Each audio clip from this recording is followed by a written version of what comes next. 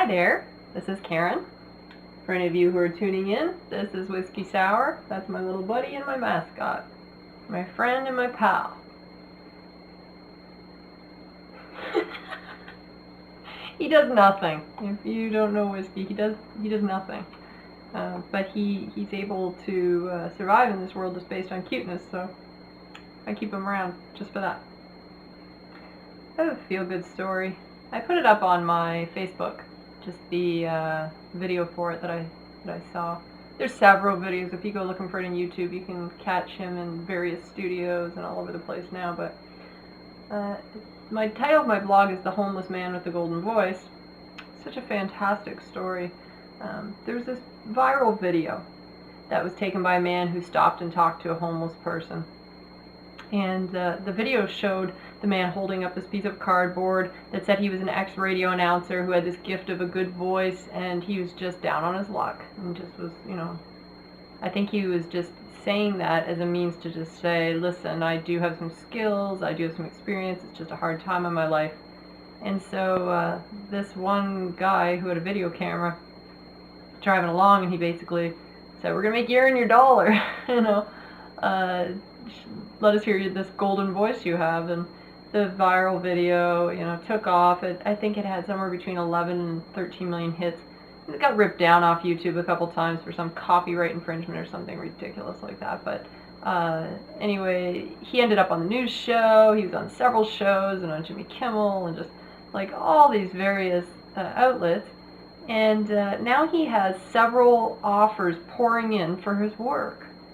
And, I gotta thank everybody that finds that inspiring. That's pretty awesome because, your views on that, when you pass things like that are feel good around to people, you could be empowering that person to have a second shot at life, So it's pretty cool.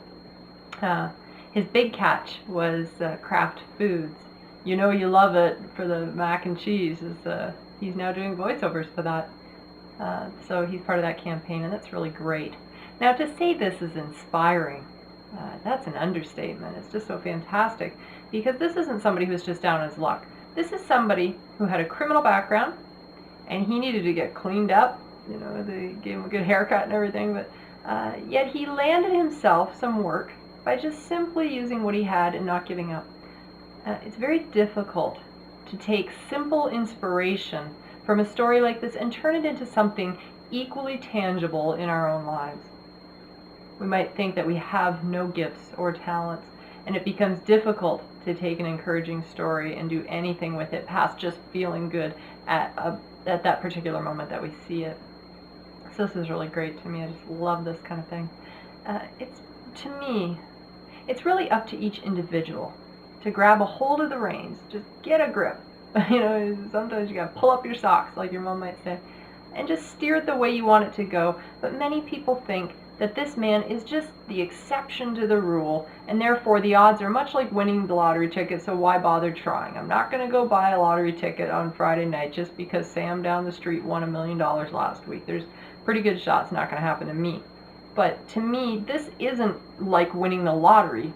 This is being persistent and letting people know about you and your skills. And he's got a great voice. Like I was watching something and then some other video, and then that video clicked on as kind of the next that was in a playlist, and I knew it was him because of his voice. He does have a skill. This isn't just a pity situation. So he just needed to let somebody know. And, think about all the people in Hollywood and over the years, the James Earl Joneses and people like that who have this nice, deep baritone voice and have made a living off of it. So I think it's really great. So this guy is talented, and he just needed to be heard. So I think it's not going to be just a pity situation. I think he is going to get a lot of work from this, so it's good. Of course, these big companies are going to want to cash in on all the press he's getting and everything now too. But it's pretty cool. When I was a kid, I learned to not count on others. Any job I ever had, I have either hunted for my whole life, really. I've either hunted for it or I've had to create it. And I believe too many people are blaming the higher powers out there for there being no jobs. So what I used to do when I was a child is I used to jump on my bike and I used to ride around all the farms in the area, and I would just hop off and say hello. Just say hello to the various farmers out there. I would never say, "Hey, are you hiring?" That wasn't an opening line, and I know my mother would often just say, "Strike up a conversation." That was always kind of a thing that she would say, because they'd always say no to, "Are you hiring?" They're farmers; they need their money, and they don't see a need for you, and they're working hard. So I just strike up a conversation long enough to figure out if the farmer would have an area where he would sincerely need my help. And I'd spot some weeds, maybe in the strawberry field or in the garden, and I'd say, "Wow, you're a really hard worker. You must get really busy around here. Do you need some help cleaning up some of those weeds so that the strawberries can get the sun?" Just be some opener like that. I would just have to look around to see where, the whole saying, if you see a need, fill it. That's what I would do. I would just look for a spot that I could slot myself in. And of course they'd laugh and say, because you got this kid driving up on a bike and they know I'm just asserting myself and they can see right through it and everything, but they'd laugh and say, "Yeah, those weeds are choking out the berries, aren't they? Sure, I'd love the help." I didn't say, "Will you hire me?" I just asked them if they want some help. So instead of negotiating money with them, I would just set my bike up against the side of the barn and I would just begin pulling weeds. And they would always give me some money afterwards for helping. There wasn't one single farmer who didn't hand me something. Some were, maybe a little cheaper than others, but, it was me asking if they needed the help. And so, all of them would give me something. And so I never ever had to ask.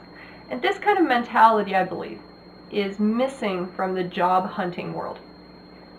We go into these workplaces and we let them know what we will and what we won't do before we're even hired. It's just this, kind of cocky assumption that kind of sets off the interview. And we want to talk about pay raise, and we want to talk about dental benefits, and we don't want to get, we're 5 minutes into meeting this person for the very first time. And that's how we conduct ourselves. And it's not to say that those topics don't need addressing and don't need discussing at some point, but they certainly aren't good openers. Not a good way. And I hate that people think this country owes them a job. I hate that. Nobody owes us anything. That actually, nobody owes you anything. People are like farmers who they just wake up in the morning and they go about their business, and if you don't create a need in their business or slot yourself into a spot, they're not going to hire you. Why would they? They just put yourself in their position. Why would they hire you? They don't need to. And so somewhere along the way, everyone became very entitled and has been buying into the idea that jobs should be supplied for us. And if you don't have a job, you don't have a job. That means it's not yours to get possessive about. That's how I look at it. It's not the farmer's job to make sure you're hired. It's your job to convince him that he needs you. And I have also been in management where I have had to hire and fire a lot of people. I've conducted many, many interviews with people. So I know what happens on that side of the lines too. I can generally smell someone's sense of entitlement a million miles away, and there's a good chance I won't hire them if they think they are owed that job, or if they start discussing their dental benefits a few minutes into our interview. It makes me suspicious of their intentions and motivations. And it's funny because, everybody goes to work for money now, so we know that's the intention, but you want somebody working for you that's going to be chipper and happy and put in their best and do all those things too. And it's hard to find that out when the first thing out of your mouth is that you are owed a job, so. And I believe waiting for an economy to correct itself isn't going to be the answer to finding work. In fact, I walk by places that are hiring all the time. There are places out there. I'll just go for a walk and see help wanted signs in windows all over the place. And I think it's more difficult for people like this homeless man who have a criminal record, and I know people who have criminal records, and that makes it very difficult for them to find work. But to me, it was his own mentality of being an overcomer against all his odds, which landed him that craft deal. So some people will say he dug his own hole with his drug and theft charges, while others will say the system isn't set up to give him second chances. So there's kind of blame game starts. And the bottom line is he couldn't afford to wait for any external remedies. He was just at the bottom. He wasn't going to, like, was he going to go join some political organization and just complain about the government all day long? No, he had to get out there with his sign and start talking directly to people. You know, just like jumping on that bike and going around to the farms. He had to go stand on a corner and start talking to cars. And that's what happened. You know, he maybe didn't know that this was going to happen, but he knew he had to try something. And I didn't know, you know, what jobs the farmers were going to give me. I just had to talk to them, make conversation, and be a human being again. So I think it's pretty cool, and we could argue all day long about who's at fault, but all faults aside, you know, his fault, the system's fault, you know, time's ticking, and we simply cannot count on anyone else, nor can we afford the time to blame anyone else. And we might be absolutely right. Okay, let's get that clear, where the fault lies. You might be right, and you can prove your point all day long, but well-placed blame just isn't enough to put food on the table for people. Not only that, it absorbs very precious time in our days and our moments. Like, I don't say that enough. We should be extraordinarily possessive about how our time is spent and guard ourselves against the things which can steal our time. And again, I will say, we are equipped. Should just be my slogan. We are equipped. We can overcome. Peacefully, we can overcome. And I think if we just can concentrate, much like this homeless guy did, just concentrate on what he's good at, what he believes in, what he knows. You know, some people might say, oh, he's delusional. Even his own mother just said, oh, I'm so sick of hearing that story about you having this golden voice and, you know, all this kind of stuff. But he was at the bottom.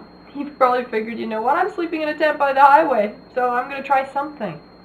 And I'm going to be persistent. And I'm going to talk directly to people. I'm going to use my manners. I'm going to be sweet. I'm going to be genuine. He's going to, you know, just be a human being again. And that's what landed him the craft deal. And that's not the only deal he's offered. He's offered all over the place. And like I said, it could be just, you know, the organization's cashing in, but it doesn't matter. It's in his favor, so who cares? Quote from A.A. Milne at the end here. Did you ever stop to think and forget to start again? Yeah. It's just an amazing quote. I had slice on the bottom there.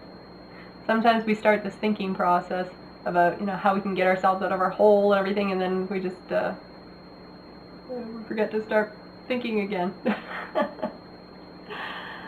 Yeah. So funny. Anyway, I thought I would share that one with you. And if you go on YouTube and type in homeless man with a golden voice, or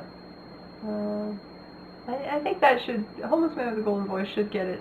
Or you can go on my Facebook page. I have a bit of a story on there, but he's had interviews all over the place. And he's such a great guy. I'm just pleased to meet him, you know, just even on that level. I think he's just such a fantastic guy. And somebody had mentioned on my Facebook channel, on my Facebook page, that how many other people are out there with talents that we don't even know about, and who can be discovered, who can be, you know, just still some good in our society, in our workforce, even though they haven't been in the workforce for a while, or they feel like they're outside of society, they're outcasts. How can these people contribute? And it's kind of sad to think there's so many, and that it's an overwhelming thing. And maybe this guy is an exception to the rule, but you know what? It's also an inspiration. And if it does nothing else and just inspires us, that's pretty cool. So thought I'd share that one with you today because it's awesome and it's feel good. So I will check in with you guys again tomorrow, and of course from Whiskey Sour and me. Right, Whiskey? You're awake? You're all good? It's all good? Till next time, guys. Rock on.